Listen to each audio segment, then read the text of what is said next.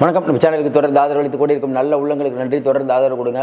அதாவது நேற்று மோடியினுடைய பேச்சு, ஏற்கனவே அவர் என்ன சொன்னார், இந்து முஸ்லீம்னாரு. மோடி நேற்று முஸ்லீம்களுக்கு எதிரான பிரச்சாரத்தை தொடங்கிட்டார் ஒரு பக்கம். இன்னொரு பக்கம் நேற்று மல்லிகார்ஜுன கார்கே, அகிலேஷ் யாதவ் 2 பேரும் சேர்ந்து ப்ரெஸ் மீட் கொடுக்கும்போது காங்கிரஸுடைய புதிய கேரண்டி, அதாவது ஏற்கனவே 10 கிலோ அரிசி நாங்கள் 80 லட்சம் பேருக்கு கொடுக்குறோம், 80 கோடிக்கு கொடுக்குறோன்ட்டு நேற்று மல்லிகார்ஜுன கார்கே புதிய கேரண்டியை சொல்லியிருக்காரு. இதுக்கு என்ன காரணம்? முஸ்லீம் பிரச்சனையை தாண்டி அந்த ரேஷன் பிரச்சனை வந்துருச்சோ அப்படின்னு என்ன தோணுது. நாளுக்கு நாள் இப்போ மோடி ஒரு ஆயுதத்தை எடுக்கிறாரு, இந்த பக்கம் கவுண்டருக்கு காங்கிரஸ் ஒரு ஆயுதத்தை எடுக்குது. ஏன் இந்த விஷயங்கள் மாறுபடுது? குறிப்பாக திடீர்னு என்ன மாற்றம் நிகழ்ந்தது இந்த 10 கிலோ தானியங்கள் கொடுக்குறோம் அப்படின்னு காங்கிரஸ் சொல்கிறதுக்கு அப்படின்னு பெரும்பாலான ஊடகங்கள் நேற்று தான் விவாதம். அப்போ எல்லா ஊடகங்களையும் வச்சு ஒன்று பார்க்கும்போது, ஏன்னா இப்போ தமிழ்நாட்டில் நம்ம தமிழ்நாட்டு ஊடகம் ஒரு செய்தி சொல்கிறதுன்னு வச்சுக்கோங்களேன், அதனுடைய நம்பகத்தன்மை அதிகமாக இருக்கும் வட இந்தியா ஊடகத்தை விட. ஏன்னா வட இந்தியாவில் ஊடகங்கள் பெரும்பாலும் தமிழ்நாட்டில் பிஜேபி 6 இடத்துல ஜெயிக்கும் அப்படின்லாம் சொல்லிட்டு இருந்தாங்க. இங்கே இருக்கக்கூடிய பிஜேபிக்கு சப்போர்ட்டான சேனல் வேணாம் அப்படி சொல்லலாம். ஆனால் ஓரளவுக்கு நடுநிலையாங்க எல்லாத்துக்கும் தெரியும் இங்கே பிஜேபி என்ன நிலைமையில் இருக்குன்னு. அந்தந்த மாநிலத்தில் இருக்கக்கூடிய ஊடகங்கள் ஓரளவுக்கு உண்மை சொல்ல, ஏன்னா அவங்களுக்கு தான் கள நிலவரம் தெரியும். இப்போ வெஸ்ட் பெங்கால்னால் ஏபிபி, ஆனந்தோ, R+ சொல்லிக்கிட்டே போகலாம். இப்படி ஒவ்வொரு இடத்துலையும் ஒவ்வொன்று. இப்போ நம்ம தெலுங்கானா எடுத்திங்கன்னா TV5 இருக்குது, HM TV இருக்குது. இந்த மாதிரி இப்படிப்பட்ட சூழ்நிலையில் இன்றைக்கி பெரும்பாலான வட இந்திய ஊடகங்களில் நேற்று வந்தது ரேஷனா முஸ்லீமா அப்படிங்கும்போது காங்கிரஸுக்கு வந்த தகவல் என்ன, அகிலேஷ் யாதவோட உட்காந்து இதை சொல்ல வேண்டிய அவசியம் என்ன. அப்போ யூபியில் இன்றைக்கி வரக்கூடிய அடுத்த தேர்தலெலாம் பார்த்திங்கன்னா முழுக்க பிஜேபியுடைய கோட்டையாக இருக்கக்கூடிய தொகுதிகள் தான். ஏற்கனவே காங்கிரஸ் மற்ற கட்சிகளுக்கான கோட்டையெல்லாம் எலெக்ஷன் முடிஞ்சது. இப்போ முழுக்க அதாவது 95% இனிமேல் நடக்கக்கூடிய தேர்தலில் இருக்கக்கூடிய அந்த MP சீட் எல்லாமே பிஜேபிட்ட தான் இருக்குது. அப்போ அதிலிருந்து ஒரு சீட்டை பிடுங்கினா கூட இன்றைக்கி காங்கிரஸுக்கு பெரிய யோகம்தான். அப்போ திடீர்னு இந்த விஷயத்தை ஏன் முன்னிறுத்துது அப்படின்னு சொல்லும்போது, இன்றைக்கி பிஜேபி அதாவது வளர்ச்சி திட்டங்களை எதுவும் பண்ணலைன்னு சொல்லிட்டு இருக்கும்போது அங்கே இருக்கக்கூடிய கரீப் அப்படிங்கிறாங்க, அதாவது ஏழைகள்கிட்ட இன்றைக்கி பிஜேபி வைக்கக்கூடிய வாதம் என்னென்னா, நாங்கள் ஆட்சிக்கு வந்தால் 80 கோடி பேருக்கு ஃப்ரீ ரேஷன் பொருட்கள் இலவசமாக கொடுக்கப்படும் அப்படிங்கிற ஒரு கோஷம் ஓரளவுக்கு எடுபட்ட மாதிரி தெரியுது. பெண்கள் ஓட்டு போயிடுச்சு. ஏன்னா எப்படி இந்த 1000 ரூபா 1500 ரூபா இந்த இதெல்லாம் பெரிய வரவேற்பு பெறுறதோ எல்லா ஸ்டேட்லேயும் அந்த பெண்களுக்கு இலவச பயணம், அந்த மாதிரி இந்த விஷயத்தை பொறுத்த வரைக்கும் யூபியில் ஓரளவுக்கு எடுபடுற மாதிரி தெரியுது. அந்த கிரகலட்சுமி 1 லட்ச ரூபா அது போய் சேர்ந்ததை விட இது போய் சேருது அப்படின்னு சொன்னதுனால தான் நேற்று 4 கட்ட தேர்தல் முடிஞ்ச உடனே இப்போ போய் காங்கிரஸ் திடீர்னு ஒரு கேரண்டி கொடுக்குது. ஒன்று. இன்னொன்று, இந்த கேரண்டி எந்த அளவுக்கு பெரிய இம்பேக்ட் ஏற்படுத்தும் அப்படின்னா கண்டிப்பாக இம்பேக்ட் ஏற்படுத்தும். ஏன்னா இதை பற்றியான விவாதங்கள் இன்றைக்கி பெரும்பாலும் எல்லா ஊடகங்களையும் சொன்னதுனால வெகுஜன மக்கள்கிட்ட போய் சேருது. ஒன்று. இன்னொன்று, காங்கிரஸ் இருக்கக்கூடிய அட்வான்டேஜ் என்னென்னா, மல்லிகார்ஜுன கார்கே, நம்ம அகிலேஷ் யாதவ், அதையும் தாண்டி இன்றைக்கி நேற்று இவர் போயிட்டார், கெஜ்ரிவால் அங்கே போயிட்டார். இன்றைக்கி அங்கே ரேலி இருக்குதுன்னு நினைக்கிறோம். இன்றைக்கி இவரோட சேர்ந்து நம்ம சமாஜ்வாதி கட்சியோட சேர்ந்து ஒரு அட்ரஸ் பண்ணுறாரு. அப்போ ஒட்டுமொத்த நம்ம ஏற்கனவே சொன்ன மாதிரி ஒட்டுமொத்த கவனமும் இன்றைக்கி காங்கிரஸ் என்ன சொல்ல போகுது. ஏன்னா மோடி 2 நாளைக்கு முன்னாடி உங்களுக்கு முஸ்லீம்களுக்கும் இந்துக்களுக்கும் பிளவு ஏற்படுத்தலைன்னு சொல்லும்போது எல்லோரும் சொன்னாங்க, என்னங்க முதல்ல நீங்கள் தான் பேசுனீங்க, திடீர்னு இப்படி பேசுகிறீங்களே, சரி டியூன் மாறிட்டாருன்னு பார்த்தா திடீர்னு இன்றைக்கி மறுபடியும் என்ன சொல்லிட்டாரு, நேற்று இல்லை முஸ்லீம்களுக்கெல்லாம் கோட்டா கொடுக்கறத நான் உயிர் உள்ள வரைக்கும் அனுமதிக்க மாட்டேங்கிறார். ஒரு நாள் ஒரு மாதிரி பேசுகிறாரு, இன்னொரு நாள் இந்த மாதிரி பேசும்போது மக்கள் இதை எப்படி எடுத்துக்குவாங்க? அது எப்படி எடுத்துக்குவாங்கன்னா கண்டிப்பாக பிஜேபி ஓட்டு போட மாட்டாங்க. காமன் மேனுக்கு உள்ள நாலேஜ் தானே. எங்கள் முதல் நாள் நீங்கள் நிதிஷ்குமார் திருடன்பீங்க, அடுத்த நாள் போய் அவருடைய சேர்ந்து சூப்பர்பீங்க. ஒன்றும் இல்லை, அசோக் சவான் கதை என்னாச்சு? அசோக் சவான் காங்கிரஸ் உங்ககிட்ட வராரு, நீங்கள் அவருக்காக வாக்கு சேகரிக்க போகிறீங்க. மோடி வராரு, இதான் முக்கியமான விஷயம். மோடி வரும்போது அங்கே இருக்கக்கூடிய பாஜக உள்ள அந்த கிரவுண்டில் இருக்கக்கூடிய பாஜகவினர் புறக்கணிச்சாங்களா இல்லையா? அதனால தானே நீங்கள் அடுத்த நாள் மோடி ஒரு நாள் பிரச்சாரத்தை கேன்சல் பண்ணார். ஏன்? மோடிக்கு தெரியாமையாக இருக்குது, இன்றைக்கி நிலவரம் தெரியாமையாக இருக்கும். ஒன்றும் இல்லை. இப்போ நம்ம என்ன கேட்குறோன்னா, டெல்லியில் அந்த IT ஆஃபீஸில் எரிஞ்சதை என்ன காரணம்? நம்ம ஒன்றுமே புரியல. அதாவது தேர்தல் வருது, தேர்தல் வரத்துக்கு நடைமுறை போயிட்டே இருக்கும்போது கெஜ்ரிவால் அரெஸ்ட் பண்ணுறீங்க. கொஞ்ச நாளில் பார்த்தா சவுத் பிளாக்கில் இருக்கக்கூடிய அந்த உள்துறை அமைச்சகத்தின் கட்டுப்பாட்டில் இருக்கக்கூடிய இடத்துல இருக்கக்கூடிய ஆவணங்கள் எரியுது. எவ்வளோ பெரிய பிரச்சனையாக வேண்டியது. ஒரு ஹெட் குவார்ட்டர்ஸில் ஆவணங்கள் எரியறது சாதாரண விஷயமா? அது இந்திய அளவுக்கு பெரிய நியூஸ் ஆக வேண்டியது. அந்த நியூஸ் ஏன் பெரிய நியூஸாக ஆகலை? நாடாளுமன்றத்தில் ஒரு 4 பசங்க போய் உள்ள பிரச்சனை பண்ணுறாங்க, கரெக்டாக பண்ணி இந்த வெடிகுண்டுலாம் போட்டு புகை குண்டு போடுறாங்க. அது ஏன் அதுக்கப்புறம் டெவலப்பே ஆக மாட்டேது? அப்போ இந்தியாவில் அஜெண்டாவை செட் பண்ணுறதே யாருன்னா பிஜேபி. இதை மேற்கத்திய நாடுகள் சொன்ன உடனே தான் நேற்று ஜெய்சங்கர் அவர்கள் சொல்கிறார், வெளியுறவுத்துறை அமைச்சர், மேற்கத்திய நாடுகள் எல்லாம் வந்து நம்மளை பார்த்து நிறைய குறை சொல்கிறாங்க, ஆனால் நாங்கள் வலிமையாக இருக்கிறோம்னு. நம்ம என்ன சொல்கிறோம்? மேற்கத்திய நாடுகள்னு சொல்லாமல் அமெரிக்கான்னு சொல்லிட வேண்டியதானே, ஏன் சொல்ல பயப்படுறீங்க? நீங்கள் பாகிஸ்தான்னா பாகிஸ்தானுங்கிறீங்க, அதான் அமெரிக்கான்னு பயப்படுறீங்க. இப்போ அமெரிக்காவுக்கு ஒரு அளவுகோல், பாகிஸ்தானுக்கு ஒரு அளவுகோல். வலிமையுள்ளவன் வச்சதெல்லாம் சட்டமாகாது தம்பின்னு ஒரு வார்த்தை இருக்குல்ல, அந்த மாதிரி பாகிஸ்தான் ஏதாவது சொன்னால் நீ சொல்லாமல் இருந்தால் கூட நீங்கள் சண்டைக்கு போவீங்க. அமெரிக்கா எது சொன்னாலும் சண்டைக்கு போக மாட்டீங்க, சைனா எது சொன்னாலும் சண்டைக்கு போக மாட்டீங்க. அதான உங்கள் நிலவரம். இன்றைக்கி எல்லாம் அம்பலப்பட்டு போய் நிற்கிதுங்க. இன்றைக்கி ஊடகங்கள்லேருந்து எல்லாம் வந்துருச்சு. மற்றவங்க என்ன பேசுகிறாங்க, இவங்க என்ன பேசுகிறாங்க, எல்லாம் இன்றைக்கி பொதுமக்களுக்கு போயிடுது. நிறைய விஷயங்கள் போகுது. அப்படிங்கும்போது காங்கிரஸ் என்ன பண்ணிச்சு, இதுக்கு முன்னாடி என்ன பண்ணிச்சு, இப்போ பிரியங்கா காந்தி கேட்ட வார்த்தையெல்லாம் தொடர்ந்து சொல்லிகிட்டு இருக்காங்க. நாங்கள் பிஹெச்எல் கொண்டு வந்தோம், எல்ஐசியை கொண்டு வந்தோம், உங்களுக்கு வந்து இந்தியாவில் இருக்கக்கூடிய எல்லா பெரிய பெரிய ப்ராஜெக்டும் நாங்கள் தான் கொண்டு வந்தோம், நீங்கள் என்ன பண்ணீங்கன்னு கேட்கும்போது அதுக்கு பக்கத்துலேருந்து ஒரு பதிலும் இல்லை. இது வந்து பெரிய பிஜேபிக்கு ஒரு பெரிய செட்பேக். நான் வந்து வறுமையை ஒழிச்சேன், வரிச்சோன்னா 2 கோடி பேருக்கு வேலை கொடுத்தேன்னா 2 கொடுக்கலையே.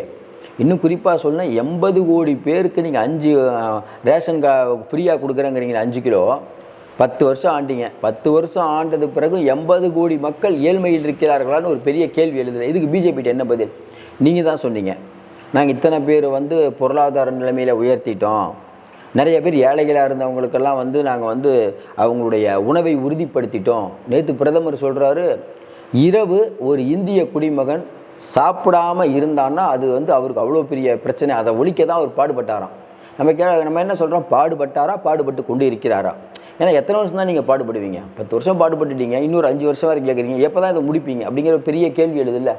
அப்போ ரேஷன் அரசியலை முன்வைத்து இன்றைக்கி வந்து காங்கிரஸ் பண்ண நல்ல யுக்தி தான் சொல்லுவோம். ஏன்னா இன்றைக்கி வந்து அவங்க சொல்லிட்டாங்க, கடைசி கட்டம் தான், நம்ம சொல்லாமல் இருக்கணும் அப்படிங்கலாம் இல்லை. பிஜேபி எல்லா ஆயுதத்தை எடுக்கிறாங்க. அதனால் நம்ம அவங்க சொல்லிட்டா நம்மளும் இறங்கிடணும். இப்போ நாங்கள் நிறையா சொன்னோம் பாருங்க, கிரகலட்சம் 1 லட்சம் எல்லாம் சொன்னோம். பிஜேபி வந்து ஒரே விஷயம் தான் அடிக்கடி அவங்க இனிமேல் செய்ய போகிறதா சொல்கிறாங்க. நாங்கள் வந்து 5 கிலோ, நாங்கள் 10 கிலோ கொடுக்குறாங்க, முடிஞ்சது கதை. இப்போ பிஜேபி இதுக்கு என்ன கவுண்டர் கொடுக்கும்? ஏன்னா ஏற்கனவே நீங்கள் வந்து இப்போ கொரோனா காலத்தில் தான் இதை ஆரம்பிச்சிங்க, 2013 2020 தான் அதை ஆரம்பிச்சிங்க. அது எல்லாத்துக்கும் அந்த 5 கிலோ ரேஷன் ஆரம்பிச்சிங்க. இன்னும் நிறையா மாநிலங்கள் அது வேறு ஒரு பிரச்சனை ஓடிட்டு இருக்குது. தமிழ்நாட்டிலேருந்து பஞ்சாப்லேருந்து உள்ளிட்ட மாநிலங்களில் ஏற்கனவே இதெல்லாம் கொடுத்துட்டு தான் இருக்காங்க.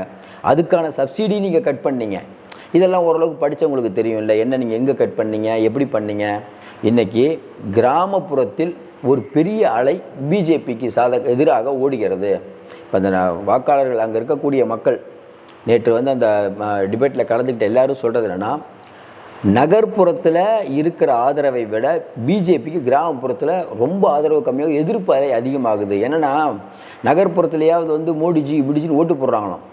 கிராமப்புறத்தில் அவர் வந்து இந்த லோக்கல் பாடியை ஸ்ட்ரென்தன் பண்ணலை. இவங்க சொல்கிற மாதிரி தேனாரும் பாலாரும் ஓடுங்க, அது எதுவுமே ஓடலை. இன்னும் மக்கள் ரொம்ப ரொம்ப வறுமையில் இருக்காங்க. அவர்களுக்கு இன்னும் சரியான சாலை வசதி எதுவுமே பண்ணாமல் யோகி பண்ணிட்டாரு அப்படிங்கிற ஒரு ஃபேக்டர் ஒன்று. இன்னொரு நுட்பமாக என்ன சொல்கிறாங்கன்னா, யோகிக்கும் மோடிக்கும் சண்டை அப்படிங்கிறது உள்ளுக்குள்ளே பிஜேபியில் இருக்கவங்களுக்கு மட்டும் ஓரளவுக்கு தெரியும். இன்றைக்கி பொது வழியில் நாளைக்கு மோடி வந்தால் யோகி இருக்க மாட்டார், சௌகானை காண அடிச்சிட்டாரு, மனோகர் ஜோஷியை காண அடிச்சிட்டாரு, உமா பாரதி வேகமாக பேசிகிட்டு இருப்பாங்க. அதாவது அத்வானி வந்து தீவிர இந்துத்துவா, இந்த தீவிர இந்துத்துவாவையே ஓரங்கட்டி வீட்டில் உட்காருங்கன்னு சொல்லிட்டார் மோடி. ஏன்னா மோடி தனக்கிணையாக யார் வளர்றதையும் விரும்பலை. அப்போ ஏற்கனவே வசுந்தராஜா சிந்தியாவை அவுட் ஆகிட்டார். நம்ம பிரமோத் மஜம் பொண்ணுக்கு அந்த பிரச்சனை பண்ணார். இன்னும் குறிப்பாக பார்த்தீங்கன்னா இங்கே யோகியோடைய ஆட்கள் நிறைய பேர் வந்து மட்டம் தட்டப்படுறாங்க. ஏற்கனவே மகாராஷ்டிராவில் பிட்னாபிஸை ஓரமாக உட்கார வச்சுட்டாங்க. இப்போ இந்தியா முழுக்க மோடிக்கு எதிர்ப்பான நிறைய பேர் இருக்காங்க. ஆனால் எதிர்ப்பாளர்கள் என்ன பிரச்சனைனா, இன்றைக்கி மோடி அதிகாரத்தில் இருக்கிறனால உங்களால் பேச முடியல, சுப்பிரமணிய சாமி உட்பட. ஆனால் என்னென்னா அதுக்கு ஆர்எஸ்எஸோட ஆதரவு இருக்கிறனால நிறைய பேர் உங்களால் தூக்க முடியல. இப்போ யோகிக்கும் மோடிக்குமான சண்டையாக உருவெடுத்ததுனால பெரிய அளவுக்கு மார்ஜின் இல்லாட்டினா ஓரளவுக்கு இதில் மார்ஜின் வரும். இந்த வாக்குகள் போவாது, ஆக்டிவாக வேலை செய்ய மாட்டாங்க, யோகியை சொன்னால் வேலை செய்ய மாட்டாங்க. இன்னைக்கு யோகிக்கு என்ன பிரச்சனை, அடுத்து மோடிக்கு பிஜேபி வந்தால் தான் யோகிக்கு நல்லது. சில பேர் இதை புரியாமல் மோடி வரதை வந்து யோகி விரும்பலன்னு. மோடி வரதை விரும்பாமல் இருக்கலாம், ஆனால் பிஜேபி வரதான் விரும்புவார். ஒருவேளை காங்கிரஸ் வந்து அவருடைய நிலைமை என்ன, ரவுண்டு கட்டி அடிச்சுடுவாங்க. அவர் வந்ததுக்கப்புறம் தான் அவர் எவ்வளோ ஊழல் பண்ணியிருக்காருன்னு தெரியும். எவ்வளோ நாள் யோகி மாதிரி இருக்காங்க. எல்லா யோகியங்களும் அடுத்த ஆட்சி மாறினாதான் தெரியுது. அதனால் யாரையும் தனிப்பட்ட பொருளை குறை சொல்கிறது இல்லை. நம்ம யோகி அவர்கள் நல்லது பண்ணியிருக்காருங்கன்னா அடுத்த ஆட்சி வந்தாலும் தெரியும். மோடியை பற்றியும் அடுத்த ஆட்சி வந்தாலும் தெரியும். ஆனால் இந்த ஆட்சியில் நிறைய ஊழல்கள் இருக்குது. அப்போ ரேஷனை மைய பற்றி இன்றைக்கி கார்கே சொன்ன விஷயம் இன்றைக்கி எல்லா பத்திரிகையில் அதான் வந்துருக்குது. காங்கிரஸ் 10 கிலோ கொடுக்குறாராம், காங்கிரஸ் 10 கிலோ கொடுக்குதான், காங்கிரஸ் 10 கிலோ. நீங்கள் வந்து ஒரு பக்கம் முஸ்லீம் சொல்ல போக காங்கிரஸ் 10 கிலோ கொடுக்குறது எடுபடுமா, முஸ்லீம் சொல்கிறது எடுபடுமா? நீங்களே கொஞ்சம் யோசனை பாருங்கள். மறுபடியும் சொல்கிறோம், எதுக்கு இதை சொன்னாங்கன்னா ரொம்ப நுட்பமான விஷயம். ஏன்னா அகிலேஷ் யாதவ் வச்சுக்கிட்டு சொல்லும் போது ஒன்று தெரியுது. வேறு ஸ்டேட்டில் போய் சொல்லாமல் உத்தரப்பிரதேசம் சொல்கிறாங்கன்னா உத்தரப்பிரதேசத்தில் ஓரளவுக்கு கூட பிஜேபி வந்துடக்கூடாது, அதையும் அடிக்கணுங்கிறதுக்காக அகிலேஷ் யாதவ் கூட உட்காந்து சொன்னார். கிரவுண்டில் இருக்கக்கூடிய ரியாலிட்டி அகிலேஷ் யாதவுக்கு தெரியும். அதை தான் இன்றைக்கி வந்து கார்கே பண்ணியிருக்காரு. தொடர்ந்து பிஜேபியை வளர விடாமல் பண்ணுறதுல அகிலேஷ் நிறைய வேலை பண்ணுறாரு பாருங்க. நேற்று கார்கே அது பெரிய நியூஸு, ஏன்னா இந்த அறிவிப்பு கொடுத்துட்டாரு. ஒவ்வொரு செய்தியும் மக்களால் கவனிக்கப்படும் போது, மக்கள் அதை காடு கொடுத்து கேட்கும் போது தான் காங்கிரஸ் இல்லை இந்தியா கூட்டணிக்கு ஓட்டு போடுவாங்க. நீங்கள் பாருங்கள், நேற்று கார்கே மேட்ரு எல்லா செய்தியும் அதுதான். ஏன்னா முதல் நாள் வந்து பிரதமர் வாரணாசியில் வேட்புமனு, அது பெரிய நியூஸ் ஆச்சு. நேற்று கார்கே அகிலேஷ் பெரிய நியூஸு. இன்றைக்கி அந்த கேப்பே விடலை. இன்றைக்கி நீங்கள் யார் பிரச்சாரம் பண்ணாலும், அமித்ஷா மோடி யார் பிரச்சாரம் பண்ணாலும் யூபியில் எது எடுபடும்? இன்றைக்கி நேற்று நைட்டு கெஜ்ரிவால் வந்தார். கெஜ்ரிவாலும் அகிலேஷும் பார்க்க போகிறாங்க. சிறையிலிருந்து வந்த பிறகு முதல் தடவையாக அவர் வந்து யூபி வராரு. யூபியில் அவர் என்ன பேச போகிறாரு, யூபியில் எந்த இடத்துல பிரச்சாரம் பண்ண போகிறாரு, இப்படி பலவிதமான கேள்விகள் இருக்கும்போது அனைவரின் கவனத்தை பெற்றவராக இன்னைக்கு கெஜ்ரிவால் இருக்கார். பெரும்பாலான தொகுதிகளில் வாக்குப்பதிவு நடக்கக்கூடிய இந்த நேரத்தில் உத்தரப்பிரதேசத்தை மையமாக வைத்து கார்கே சூப்பரான வேலை பண்ணியிருக்காரு. 10 கிலோ 80 கோடி பேருக்கு நிற்கக்கூடிய இது ஏற்கனவே கிரகலட்சுமி நிற்கிது, இது நிற்கிது. இவர் முஸ்லீம் சொல்லிட்டு இருக்கிறவர் என்ன நிலைமைக்கு ஆக போகிறாரு தேர்தல் முடிந்தவரப்பாங்க. அதான் வட இந்திய ஊடகங்கள் இவர் யார் யாருக்கெல்லாம் இவருக்கு சப்போர்ட் பண்ணாங்களோ அவங்களே இப்போ அவங்க கேட்குறாங்க, ஏங்க ஸ்ட்ரெயிட்டாக பதில் சொல்லுங்கன்னு பிஜேபியால் கேட்டால் அது பதிலே சொல்ல மாட்டாங்க. ஏங்க மோடி வந்து முஸ்லீம்களை கோட்டா கொடுக்க மாட்டேன்னு சொல்கிறாரு ஒரு நாள், 2வது நாள் சொல்கிறார் அப்படிலாம் நான் சொல்லலைங்கிறாரு, அடுத்த நாள் அப்படியே சொல்கிறார். உண்மையிலே அவருடைய கொள்கை தான் என்ன, இல்லை என்ன நினச்சிட்டு அவர் பேசுகிறாரு அப்படின்னு கேட்குறாங்க. அதுக்கு பதிலே சொல்ல மாட்டேறாங்க. கேட்டால் லிங்காயத்து அந்த பிரச்சனை, ஒக்காலிகா இந்த பிரச்சனை, தமிழ்நாட்டில் ஒரு பிரச்சனை இருக்குது, அப்படி ஒரு பிரச்சனை இருக்குது, இப்படி மராத்தி கிராத்தின்னு ஃபுல்லாக மற்ற மேட்டரை தான் பிஜேபிக்காரங்க பேசுகிறாங்க, இந்த மேட்டரை பேசவே மாட்டுறாங்க. அதனால தான் சொல்கிறாங்க அங்கே பிஜேபிக்கு அந்த கேட்ட கேள்விக்கு பதில் தெரியாமல் திணறிய பிஜேபி அப்படின்னு சொல்லி அங்கே பெரிய வீடியோ ஓடிட்டு இருக்குது.